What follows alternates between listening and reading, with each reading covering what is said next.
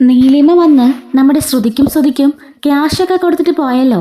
പക്ഷെ ഈ കാര്യങ്ങൾ മറ്റാരും അങ്ങനെ അറിയുന്നുമില്ല.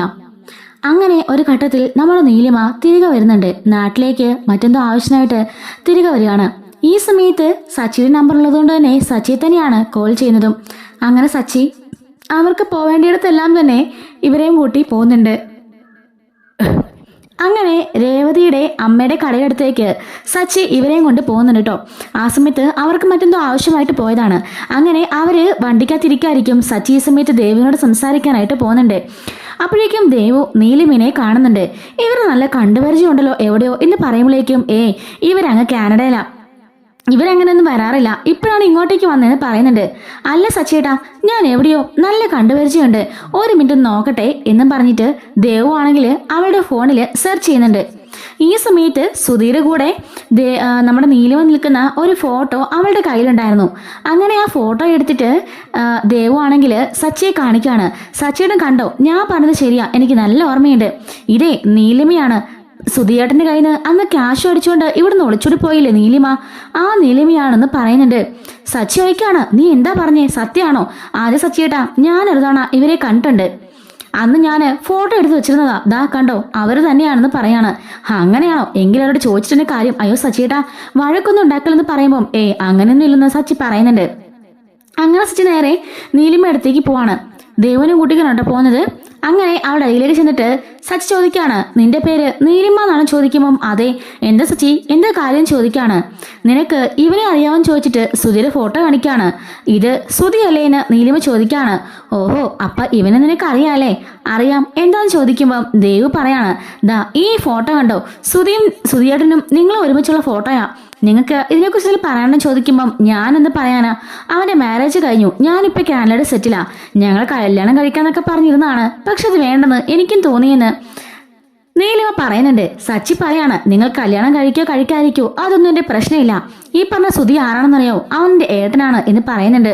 ഓഹോ, സച്ചിയുടെ ചേട്ടനാണോ സുധി എന്ന് ചോദിക്കുമ്പം അതെ, എന്റെ ഏട്ടനാ. ഇപ്പൊ ദേവ് പറഞ്ഞപ്പോഴാണ് നീയാണ് ആ നീലിമ എന്ന് എനിക്ക് മനസ്സിലായത്. നീലിമ ചോദിക്കാണ്, അതിനിപ്പം ഞാൻ എന്ത് വേണം സച്ചി എന്ന് ചോദിക്കാണ്. എന്റെ അച്ഛനിന്ന് കൊണ്ടുപോയ 50 ലക്ഷം രൂപ എവിടെയും ചോദിക്കാണ്. ഏത് 50 ലക്ഷം രൂപ? ആഹോ, മറന്നു പോയല്ലേ, എന്റെ ഏട്ടനെ കല്യാണം കഴിക്കാന്നും പറഞ്ഞിട്ട് അവന്റെ കയ്യിൽ നിന്ന് നിങ്ങളൊരു 50 ലക്ഷം രൂപ അടിച്ചു മാറ്റിയിരുന്നല്ലോ, അത് മറന്നുപോയോ? സച്ചി എന്തൊക്കെയാ പറയണേ, ആ ക്യാഷൊക്കെ ഞാൻ എപ്പോഴേ കൊടുത്തു, ഹാറിൽ കൊടുത്തു, നിങ്ങളെന്താ കള്ളം പറയാണോ? എനിക്ക് മനസ്സിലായി, മര്യാദയ്ക്ക് നിങ്ങൾ ക്യാഷ് എടുക്കാൻ നോക്ക്, കൂടുതൽ കളിയൊന്നും വേണ്ട. അപ്പോഴേക്കും നീലിമ പറയാണ്, സച്ചി ഞാൻ പറഞ്ഞത് സത്യമാണ്, അന്ന് സച്ചി എന്നെ ഒരു ബ്യൂട്ടി പാർലർ കൊണ്ട് ഇറക്കിയിട്ടില്ലേ, നിന്റെ ഏടത്തിന്റെ ബ്യൂട്ടി പാർലർ ആയിരുന്നല്ലോ, അങ്ങോട്ടേക്ക് ഞാൻ കയറിയപ്പോൾ തന്നെ നിന്റെ ഏടനും ഏടത്തിയും കൂടെ എന്നെ കത്തി കാണിച്ച് ഭീഷണിപ്പെടുത്തി എന്നെ അവിടെ വളച്ചു വെച്ചു. അങ്ങനെ അന്ന് ഞാൻ എന്നെ പോലീസ് സ്റ്റേഷനിലേക്ക് കൊണ്ടുപോയി. അവിടെ വെച്ച് 50 ലക്ഷം രൂപയ്ക്ക് പകരം അതിന്റെ പലിശയും ചേർത്ത് നിന്റെ ഏട്ടത്തെയും ഏട്ടനും കൂടി എന്റെ കയ്യിൽ നിന്ന് എഴുതി മേടിച്ചു. അങ്ങനെ ഞാൻ പോലീസ് സ്റ്റേഷനിൽ പോയി ഒപ്പിട്ടെന്റെ പേപ്പേഴ്സും എന്റെ ബാഗിലുണ്ടെന്ന് പറഞ്ഞിട്ട് ആ പേപ്പർ എടുത്ത് കാണിക്കാണ്. ദാ കണ്ടോ, ഞാൻ അന്ന് തന്നെ ആ പേപ്പറിൽ സൈൻ ചെയ്താ, അന്ന് നീ അവിടെ ഉണ്ടായിരുന്നല്ലോ, നീ എന്നെ ഹെൽപ്പ് ചെയ്ത കാര്യമൊക്കെ മറന്നുപോയെന്ന് ചോദിക്കുമ്പം ശരിയാ, അന്ന് ഞാൻ ഒപ്പിട്ട് തന്നിരുന്നല്ലോ, ആ അത് വേറൊന്നിനുമല്ല, എനിക്ക് സാക്ഷിയായിട്ടാ നീ ഒപ്പിട്ടേക്കുന്നേ, ദാ നോക്കെന്ന് പറഞ്ഞിട്ട് ആ സൈനും കാണിച്ചു കൊടുക്കാണ്.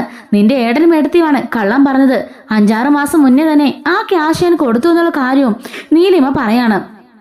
അപ്പോഴേക്കും ദേവ് ചോദിക്കാണ്, എന്റെ സച്ചിയേട്ടാ ഈ കേൾക്കുന്നതൊക്കെ, എന്നിട്ട് അവര് വീട്ടിലൊന്നും പറഞ്ഞില്ലല്ലോ?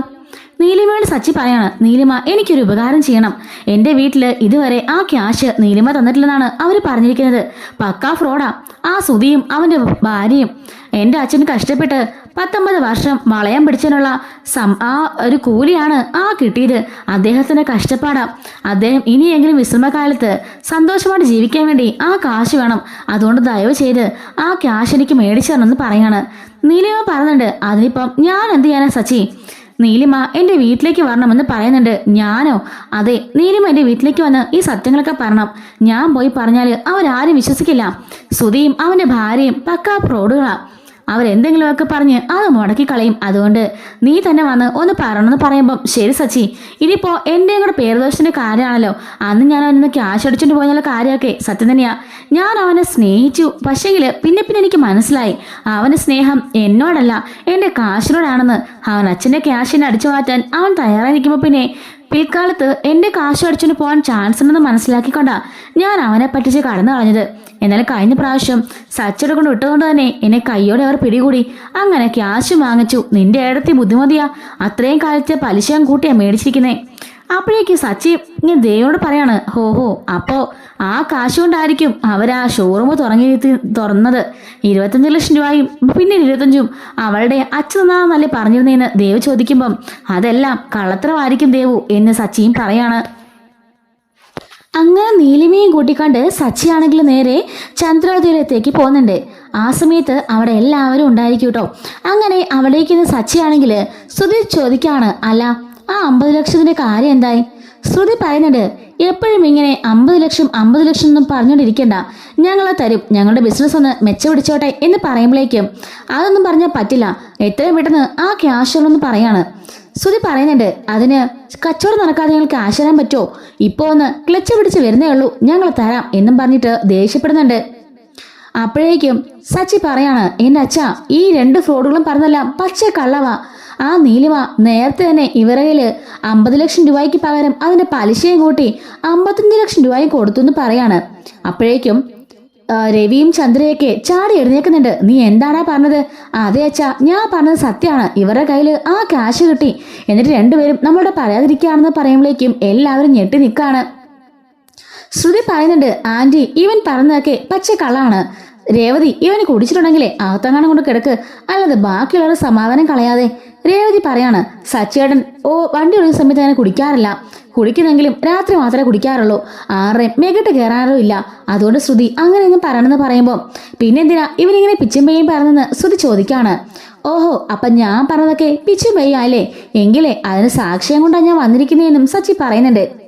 സച്ചി തിരിഞ്ഞു നോക്കുമ്പോഴേക്കും അകത്തേക്ക് നീലിമ കയറുകയാണ്.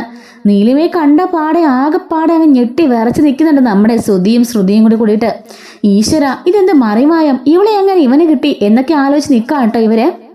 ചന്ദ്ര ചോദിക്കുകയാണ്, ഏതാ ഇവളെന്ന് ചോദിക്കുമ്പം അമ്മയ്ക്ക് ഓർമ്മയില്ലേ, ഇതാ അമ്മയുടെ ആദ്യത്തെ മരുമകളാകാൻ നിന്ന പെണ്ണ്, അതായത് അമ്മയുടെ പൊന്നാര ശ്രുതിമോനെ തേച്ചിട്ട് പോയില്ലേ ആ പെണ്ണ് എന്ന് പറയാണ്. എടി ദ്രോഹി, എന്റെ ഭർത്താവിന്റെ 50 ലക്ഷം രൂപയും കൊണ്ട് പോയവളല്ലടി നീ, എന്റെ മകനെ ചതിച്ചിട്ട് പോയവളല്ലടി എന്നൊക്കെ ചോദിക്കാണ്. അപ്പോഴേക്കും അവള് പറയുന്നുണ്ട്, ആന്റി ദേ കൂടുതൽ എന്നെ പറയാൻ നിൽക്കണ്ട, സച്ചിയോട് പറഞ്ഞോണ്ടാ ഞാൻ ഇവിടെ വരെ വന്നത്. നിങ്ങൾ പറഞ്ഞ ആ 50 ലക്ഷം രൂപയും അതിന്റെ പലിശയും ചേർത്ത് നേരത്തെ തന്നെ നിങ്ങളുടെ മകന്റെയും മരുമകളുടെയും കയ്യിൽ ഞാൻ കൊടുത്തു എന്ന് പറയുന്നുണ്ട്. ഇത് കേൾക്കുമ്പോഴാണ് ഇവർക്ക് ഒന്നുകൂടി ഷോക്കാവുന്നത്. എന്താ മോൾ എന്തൊക്കെയാ പറയുന്നത് രവി ചോദിക്കാണ്. അങ്കിൾ, ഞാൻ ഇതുപോലെ 5-6 മാസം മുന്നേ ഈ നാട്ടിലേക്ക് വന്നിരുന്നു, എൻ്റെ ഒരു പ്രോപ്പർട്ടിയുടെ ആവശ്യത്തിന് വന്നത്. ആ സമയത്ത് സച്ചിൻ ഒരു ബ്യൂട്ടി പാർലറിലേക്ക് കൊണ്ടുപോയി, അതിൻ്റെ ഏട്ടൻ്റെ ഏട്ടത്തിയാണെന്ന് ഞാൻ അറിഞ്ഞില്ല.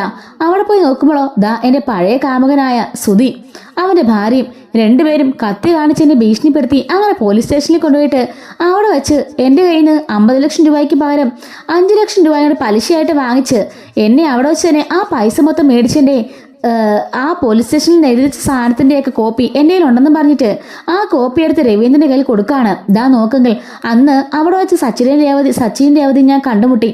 അന്ന് സച്ചി എനിക്ക് സാക്ഷിയായിട്ട് ഒപ്പിട്ടിട്ടുണ്ടെന്ന് പറയാണ്. അപ്പോഴേക്കും സച്ചി പറയുന്നുണ്ട്, അച്ഛാ അന്ന് ഓർക്കുന്നില്ലേ, ഇവരാണെങ്കിലോ ഇവരുടെ അച്ഛനയച്ച് പൈസ തന്നെന്ന് പറഞ്ഞ ആ ദിവസം രേവതിയുടെ സ്കൂട്ടി പോലീസ് സ്റ്റേഷനിൽ പിടിച്ചു എന്ന് പറഞ്ഞിട്ട് ഞാൻ അങ്ങോട്ടേക്ക് പോയ ദിവസം അച്ഛൻ ഓർമ്മയുണ്ടെന്ന് ചോദിക്കുകയാണ്. അന്നാണ് ഞാൻ നീലിമ മേഡത്തിനെ പിന്നെയും കാണുന്നത്. അന്ന് ഇവരാണെങ്കിൽ എൻ്റെ കയ്യിൽ ഒപ്പിടാവാൻ ചോദിച്ചപ്പോൾ ഞാൻ ഒപ്പിട്ട് കൊടുക്കുകയും ചെയ്തെന്നും സച്ചി പറയുന്നുണ്ട്. എല്ലാം ഒരു ദൈവനിമിത്താമേ, അല്ലെങ്കിൽ പിന്നെ എൻ്റെ വെള്ളത്തിന് വന്ന് ഇവര് കയറുവോ? അങ്ങനെ സത്യങ്ങളെല്ലാം ഇപ്പൊ തെളിയുമോ എന്നൊക്കെ ചോദിക്കാണ്. നിലയമ പറയുന്നുണ്ട്, ഞാനിപ്പോൾ ഒരു ആവശ്യത്തിന് വേണ്ടിയിട്ടാണ് സച്ചിനെ നാട്ടിലേക്ക് വന്നത്. സച്ചിയെ വിളിക്കുകയും സച്ചിയുടെ കാറിലേക്ക് കയറുകയും ചെയ്തു. ആ സമയത്താണ് എന്നെ അറിയാമെന്നും പറഞ്ഞിട്ട് ഒരു പെൺകുട്ടി വന്നതും സച്ചിയോട് സംസാരിക്കുന്നതൊക്കെ പറയാണ്. അപ്പോഴേക്ക് സച്ചി പറയുന്നുണ്ട്, അതെ ഇവളെ അറിയാമെന്ന് പറഞ്ഞിട്ട് വേറൊരാൾ എനിക്ക് സഹായം ചെയ്തെന്നും ദേവുവിന്റെ പേര് പറയാതെ പറയുന്നുണ്ട് കേട്ടോ. അപ്പോഴേക്കും ചന്ദ്രൻ ചോദിക്കാണ്, ശ്രുതി സത്യമാണെങ്കിൽ പറഞ്ഞതൊക്കെ ചോദിക്കുമ്പോഴേക്കും ശ്രുതി ഒന്നും മിണ്ടാതിക്കാണ്.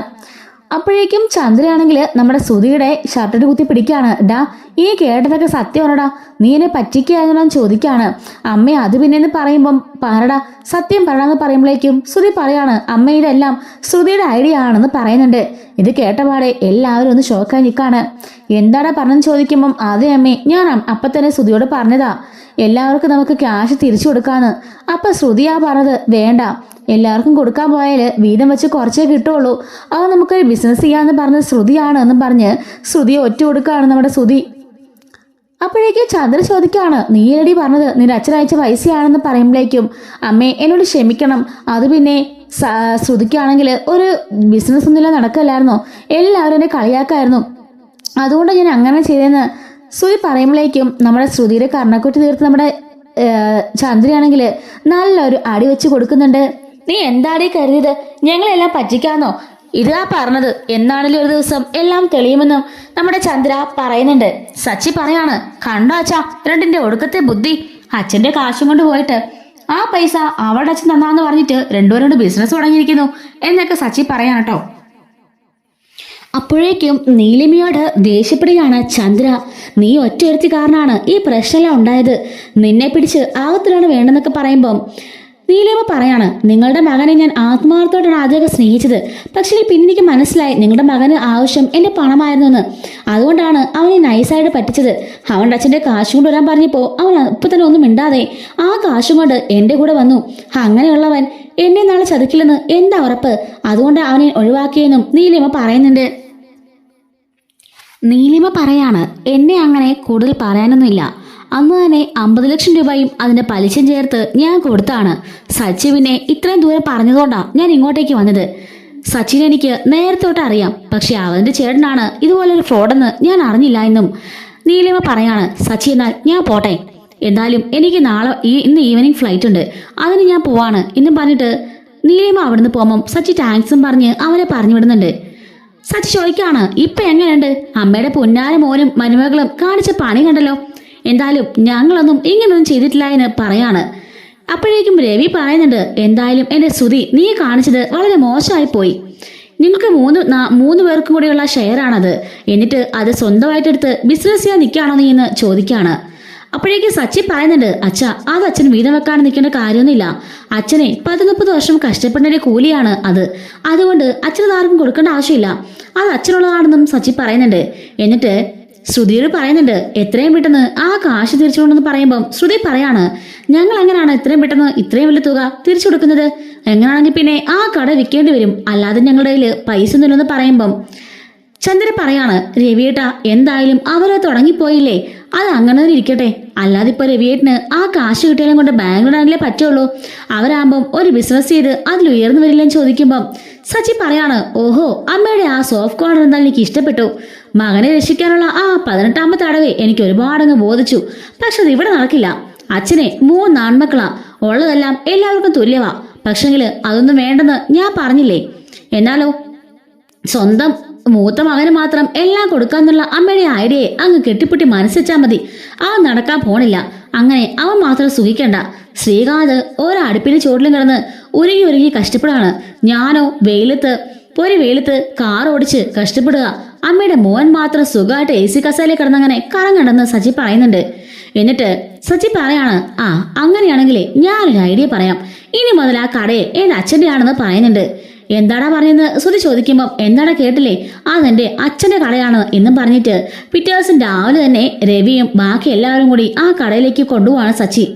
അവിടെ ചെന്നതിന് ശേഷം സുധീനെ അവിടെ നിന്ന് എഴുന്നേപ്പിച്ച് മാറ്റിയിട്ട് ആ കടയ്ക്ക് ചന്ദ്ര എന്നുള്ള പേര് മാറ്റി രവീന്ദ്രന്റെ പേരിട്ട് ആ കട രവീന്ദ്രന്റെ പേരിലേക്ക് മാറ്റുകയാണ് നമ്മുടെ സച്ചി. അങ്ങനെ രവീന്ദ്രനെ ആ കടയുടെ ക്യാഷിന്റെ സ്ഥലത്ത് ഇരുത്തുകയും ചെയ്യുന്നുണ്ട്. ഇനി മുതൽ അച്ഛനിരുന്നാ മതി. എടാ സുധി, നിനക്ക് വേണമെങ്കിൽ ഇനി ഈ കമ്പനിയിൽ ജോലി എടുക്കാം, ഈ കമ്പനിയുടെ റെസ്പോൺസിബിലിറ്റി ബാക്കി എല്ലാ ഉത്തരവാദിത്വം ഞാൻ അച്ഛന്റെ പേരിലേക്ക് മാറ്റാൻ പോവാണ്. എന്തായാലും ഇത്രയും കാലം അച്ഛനൊരു ജോലിയിൽ നിന്ന് സങ്കടമല്ലായിരുന്നോ, എന്തായാലും അച്ഛന്റെ കാശ് കൊണ്ട് തന്നെ അച്ഛന്റെ ബിസിനസ് ആരംഭിച്ചു, എന്തായാലും നല്ല കാര്യമായെന്നും സച്ചി പറയുന്നുണ്ട്. ശ്രുതിയുമാണെങ്കിൽ അടി കൊണ്ടുപോലെ നിൽക്കാണ്. സ്വന്തം ഭർത്താവിന് കിട്ടിയിട്ട് പോലും നമ്മുടെ ചന്ദ്രയ്ക്ക് അത് സന്തോഷമാകുന്നില്ല. എങ്ങനെയെങ്കിലും അത് സുധിയുടെ കൈകളിലേക്ക് എത്തിക്കണമെന്നായിരുന്നല്ലോ ചന്ദ്രയുടെ ആഗ്രഹം. എന്തായാലും അതെല്ലാം പാളിപ്പോയി. സച്ചി കൃത്യസമയത്ത് ഇടപെട്ടതുകൊണ്ട് തന്നെ ആ ഒരു ഷോറൂം രവീന്ദ്രന്റെ പേരിലേക്ക് ആവുന്നുണ്ട്. ഇത്രയുമാണ് ആ ഒരു സ്റ്റോറി വരുന്നത് കേട്ടോ. ഇതുപോലുള്ള സ്റ്റോറീസ് നമ്മുടെ ചാനലിലൂടെ എല്ലാ ദിവസവും അവൈലബിൾ ആണ്. മിസ്സാവാതിരിക്കാൻ ചാനൽ സബ്സ്ക്രൈബ് ചെയ്ത് സപ്പോർട്ട് ചെയ്യണേ. Thanks for watching.